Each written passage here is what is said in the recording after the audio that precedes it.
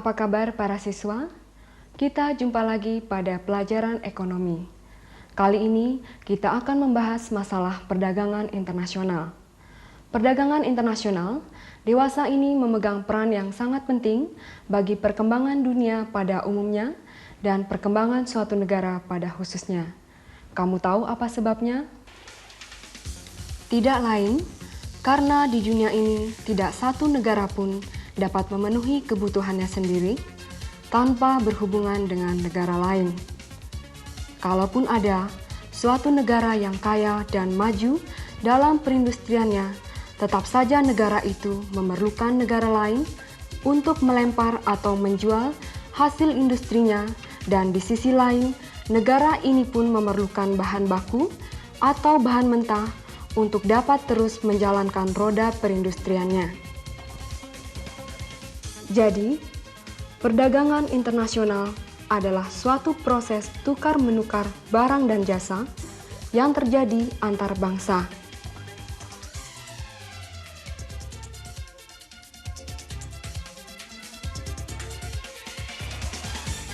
Tukar-menukar barang dan jasa yang terjadi antar bangsa disebabkan oleh beberapa faktor, antara lain perbedaan sumber daya alam. Beberapa negara mempunyai barang-barang tambang seperti minyak, gas alam, batu bara, juga kekayaan alam lainnya. Sedang negara lain mungkin hanya sedikit atau tidak mempunyai sumber daya alam, tetapi maju dalam industrialisasinya.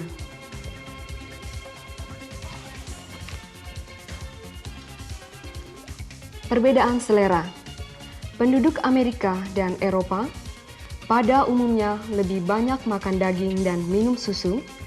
Penduduk Jepang banyak makan ikan atau hasil laut. Karena ada musim dingin atau salju, maka mereka memerlukan juga minuman yang dapat menghangatkan tubuhnya, seperti minuman yang mengandung alkohol. Sedang sebagian besar penduduk negara Asia yang terletak di sekitar Khatulistiwa, di mana beriklim tropis yang panas dan lembab, tidak memerlukan minuman yang mengandung alkohol. Mereka pun relatif lebih sedikit makan daging dibanding rekan mereka dari Amerika dan Eropa. Perbedaan iklim. Pada negara-negara yang beriklim dingin, mereka lebih banyak menggunakan alat pemanas ruangan. Sedang negara-negara beriklim panas, mereka lebih banyak memerlukan alat pendingin ruangan atau air conditioner. Perbedaan pendapatan. Perbedaan pendapatan menentukan pola konsumsi seseorang. Makin tinggi pendapatan suatu masyarakat, makin banyak dan bervariasi pula tingkat kebutuhannya. Sedang pada masyarakat yang berpendapatan rendah, pola konsumsinya relatif lebih sederhana. Pada umumnya, negara-negara agraris mempunyai tingkat pendapatan yang lebih rendah bila dibandingkan dengan negara-negara industri. Pada masyarakat yang masih agraris, sebagian besar penduduknya menjadi buruh tani yang kurang terdidik dan kurang terlatih. Sedang pada negara-negara industri, sebagian besar para pekerjanya merupakan tenaga-tenaga terdidik dan terlatih. Ini berakibat adanya perbedaan pula dalam kehidupan sosial dan budaya mereka.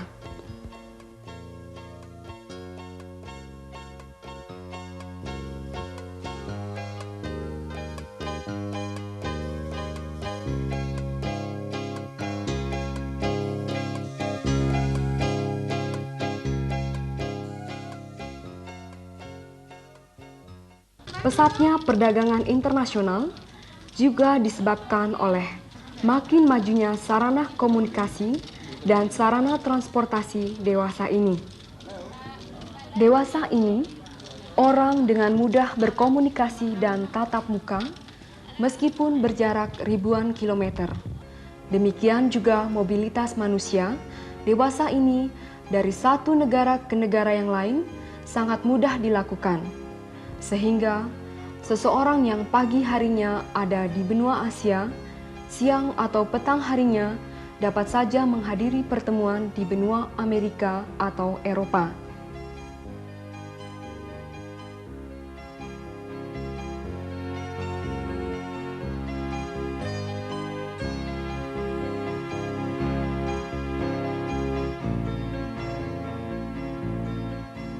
Nah, para siswa, setelah kalian lihat bahwa setiap negara mempunyai kekayaan dan kemampuan yang berbeda-beda, karena perbedaan-perbedaan inilah maka terjadi perdagangan internasional. Sebagai contoh, Indonesia banyak menjual hasil tambang dan hasil hutan ke luar negeri atau ke negara-negara industri. Di sisi lain, kita membeli mesin-mesin, sarana mobilitas, barang elektronik dari negara-negara industri seperti Jepang, Amerika, dan Eropa.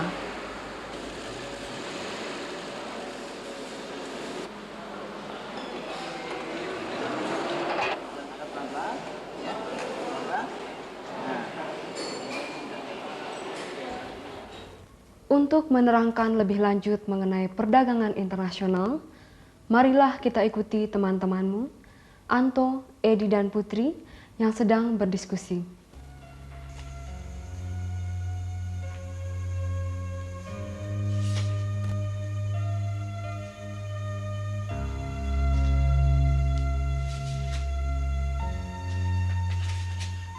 Tolong Tok, atau kamu Ed, terangkan ada berapa macam perdagangan internasional itu? Kamu dulu yang menerangkannya. No problem. Begini Put, perdagangan internasional ada 3 macam, yaitu pertama perdagangan bilateral, yaitu perdagangan yang terjadi antara 2 negara di mana masing-masing negara mempunyai kepentingan yang saling menguntungkan. Kedua, perdagangan regional, ialah perdagangan yang dilakukan oleh negara-negara yang berada pada suatu kawasan. Dan yang ketiga adalah perdagangan multilateral, yaitu perdagangan yang dilakukan oleh banyak negara. Bagaimana, Bu? Cukup jelas? Secara definitif, sepertinya memang jelas. Tetapi, ada baiknya kalau ada contoh-contohnya. Ya, baik. Saya akan berikan contoh-contohnya. Pertama, perdagangan bilateral. Perdagangan bilateral, salah satu contohnya adalah perdagangan yang dilakukan oleh Indonesia dan Jepang. Jepang kita ketahui membutuhkan banyak sekali bahan bakar untuk menjalankan roda industrialisasinya. Tanpa bahan bakar yang memadai, industri Jepang yang maju itu tidak akan ada artinya. Untuk itu, Jepang mengimpor bahan bakar tersebut dari beberapa negara, diantaranya dari Indonesia. Indonesia mengekspor bahan bakar ke Jepang berupa minyak mentah, gas alam, dan batu bara. Sedang Indonesia memerlukan mesin-mesin, suku cadang, atau spare part, dan barang-barang elektronika dari Jepang. Yang kedua, perdagangan regional. Contohnya, perdagangan baik barang maupun jasa yang dilakukan antar negara ASEAN. Dan yang ketiga adalah perdagangan multilateral, yaitu perdagangan yang terjadi antara beberapa negara. Perdagangan multilateral ini bertujuan membebaskan perdagangan internasional dari pembatasan-pembatasan yang berhubungan dengan bilateralisme dalam rangka usaha agar negara yang bersangkutan dapat mengkhususkan dalam produksinya serta perdagangannya.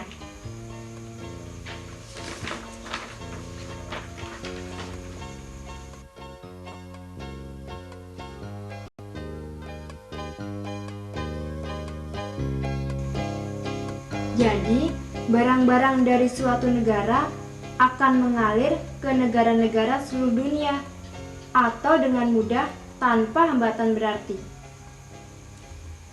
Nah, jelas bukan? Jelasnya memang jelas. Tapi apa sebenarnya keuntungan dari perdagangan internasional itu? Keuntungannya jelas banyak. Di antaranya diperolehnya suatu devisa. Contohnya, Indonesia menjual minyaknya ke Jepang. Devisa yang kita peroleh dapat kita pergunakan untuk membeli mesin-mesin lain yang sangat kita perlukan untuk menunjang pembangunan kita.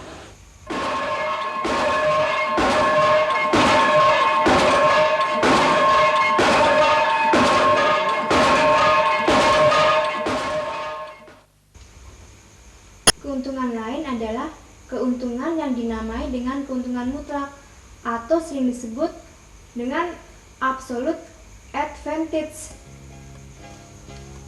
Keuntungan mutlak terjadi karena suatu negara dapat menghasilkan sesuatu barang dengan harga-harga yang sangat murah.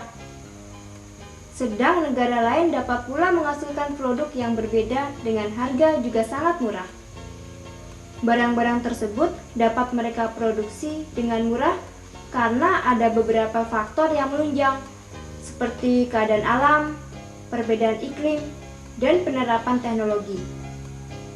Jika kedua negara yang menghasilkan barang murah tadi melakukan perdagangan internasional, maka negara tersebut masing-masing mendapat keuntungan mutlak.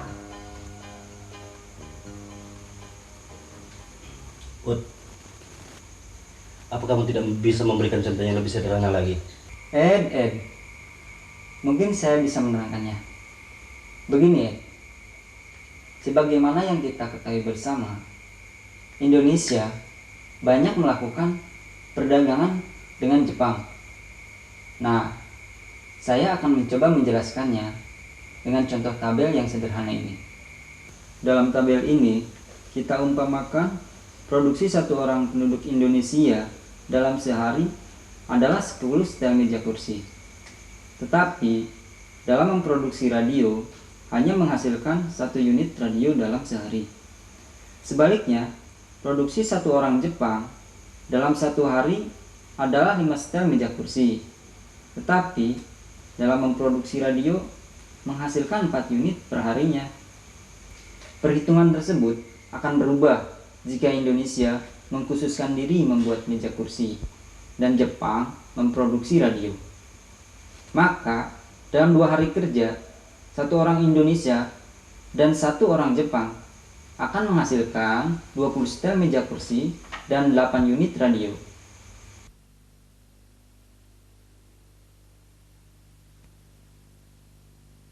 Dari perbandingan itu, dapat dilihat pertambahan produksi setelah diterapkannya spesialisasi. Pertambahan hasilnya adalah 5 setel meja kursi dan 3 unit radio. Dari data yang sederhana tadi, dapat ditarik kesimpulan bahwa dengan spesialisasi, Indonesia dan Jepang dalam perdagangannya dapat memperoleh keuntungan mutlak. Gimana? Cukup jelas? Iya. Sekarang saya dapat gambaran yang lebih jelas. Intinya kurang lebih dengan adanya spesialisasi, maka masing-masing negara akan memproduksi dengan lebih cepat dan efisien. Tapi bagaimana dengan keuntungan biaya produksi itu? Keuntungan biaya produksi adalah keuntungan yang diukur dari biaya produksi. Misalnya begini, suatu negara yang sudah dapat memproduksi suatu jenis barang, tapi toh dia masih melakukan impor terhadap jenis barang yang sama, gitu. Mengapa demikian, Pun? Ya, tentu ada sebabnya. Karena biaya produksi di dalam negeri lebih mahal bila dibandingkan dengan jika barang tersebut diimpor. Oleh karena itu, melakukan impor lebih mendatangkan keuntungan yang disebabkan oleh perbandingan biaya dalam proses produksi. Setelah membicarakan masalah keuntungan tadi, sebenarnya apa peran perdagangan internasional terhadap pembangunan nasional? Nah, kalau itu saya tahu. Peran yang sangat penting dari perdagangan internasional terhadap pembangunan nasional, ya tentu saja dengan diperolehnya devisa. Karena dengan devisa, kita dapat melakukan banyak hal. Kita ketahui bahwa dalam melakukan pembangunan nasional diperlukan investasi yang cukup besar. Selain dari tabungan masyarakat, juga dari tabungan pemerintah yang banyak bersumber dari penerimaan devisa. Dengan devisa yang kita peroleh dari perdagangan internasional itulah kita dapat mengimpor barang dan jasa yang kita perlukan. Karena banyak sekali barang dan modal yang masih perlu kita datangkan dari luar negeri. Demikian pula beberapa tenaga ahli yang masih kita butuhkan.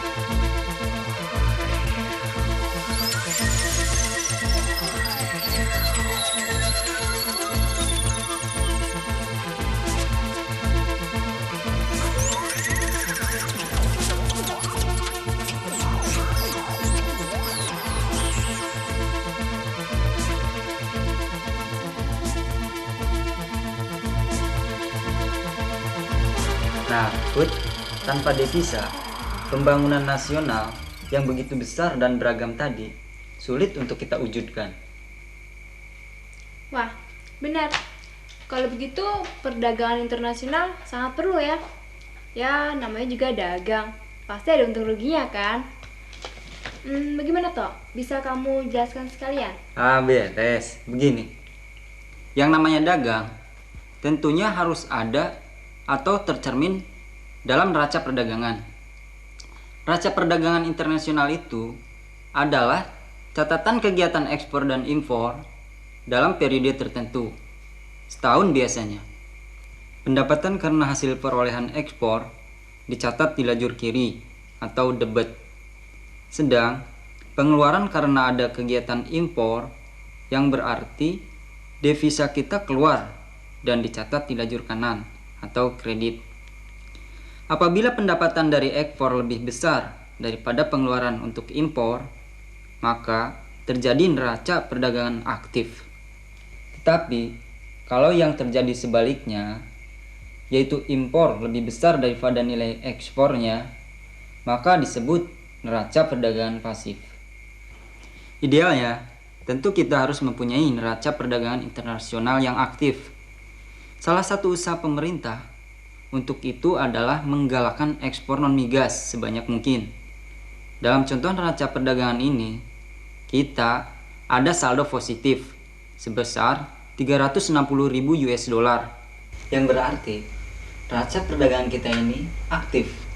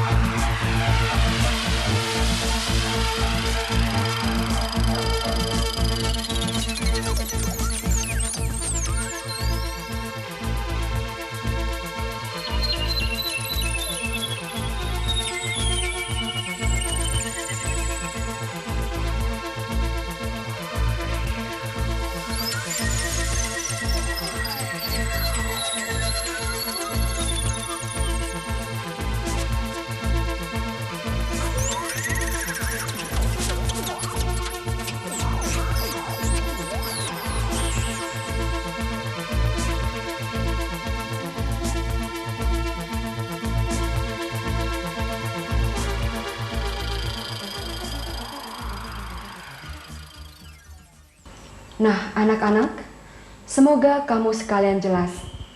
Tadi kalian telah dibawa teman-temanmu berdiskusi mengenai perdagangan internasional. Di antaranya yang perlu kalian ingat adalah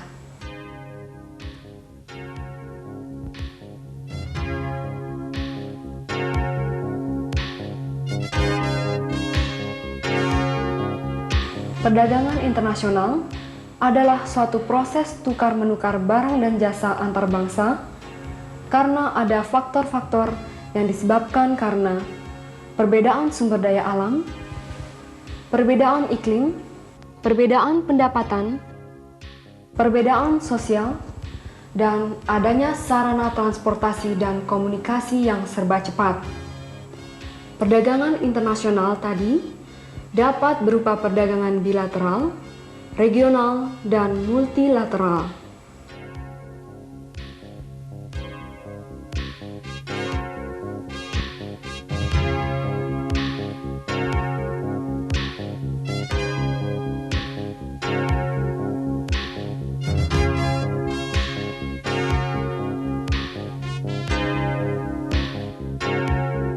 Sedang keuntungan dari perdagangan internasional dapat berupa keuntungan mutlak, keuntungan biaya produksi, keuntungan yang seimbang atau equal advantage, dan keuntungan komparatif atau comparative advantage.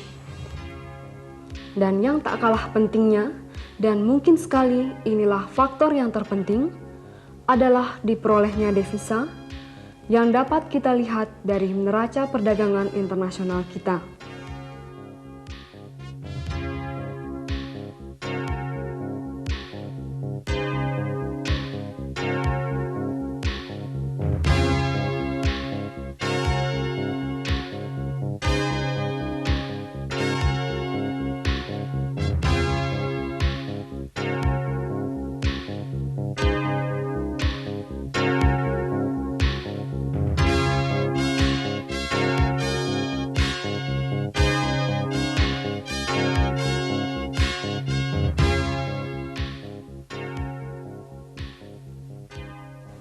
Nah, anak-anak, sekian dulu jumpa kita kali ini. Sampai berjumpa lagi pada program berikutnya. Selamat belajar.